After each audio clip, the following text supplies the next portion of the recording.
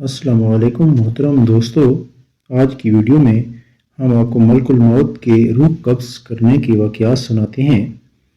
एक दफ़ा हज़रत अंश रिवायत करते हैं कि मलकुल मौत हज़रत सुलेमान अलैहिस्सलाम की मजलिस में आए और उनके साथियों में से एक को घूरने लगे। जब मजलिस बर्खास्त हुई तो उस शख्स ने हज़रत सुलेमान अलैहिस्सलाम से पूछा, ये कौन शख्स थे जो मुझे इस तरह घूर रहे थे? हज़रत सुलेमान अलैहिस्सलाम ने जवाब दिया, ये मलकुल मौत थे। ये बात सुनकर वो शख्स बेहद घबरा गया और कहने लगा, शायद वो मेरी रूह कब्ज़ करना चाहते हैं। हज़रत सुलेमान अलैहिस्सलाम ने उससे दरियाफ्त किया, अब तुम क्या चाहते हो? उसने जवाब दिया, मैं चाहता हूँ आप इनसे मुझे बचाएं और हवा को हुक्म दें कि वो मुझे उड़ाकर कहीं दूर ले जाए। आपने ऐसा ही किया।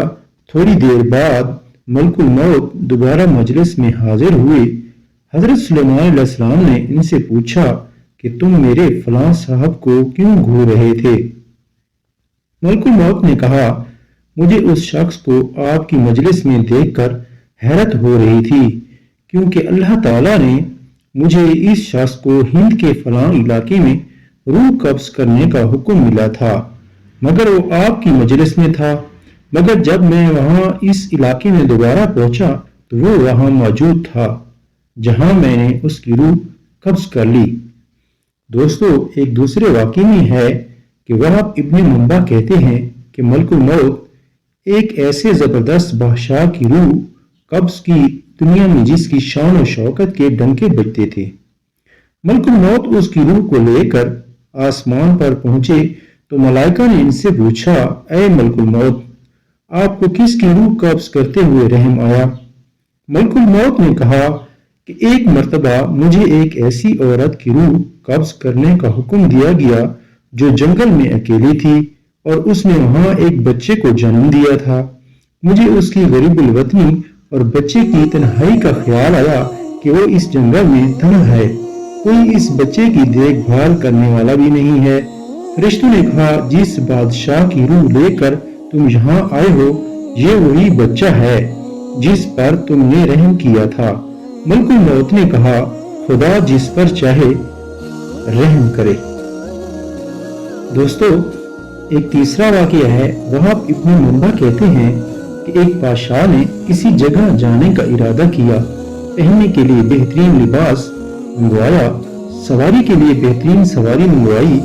इस पर सवार होकर बड़ी शान और शौकत और मुतकब्बराना अंदाज से निकला कि इसके नजदीक किसी आदमी की कोई अहमियत न थी।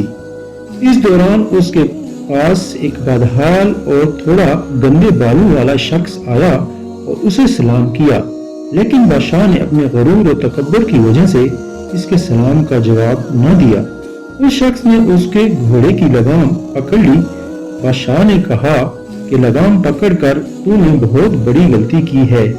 इसने कहा, मैं तेरे पास एक जरूरी काम से आया हूँ।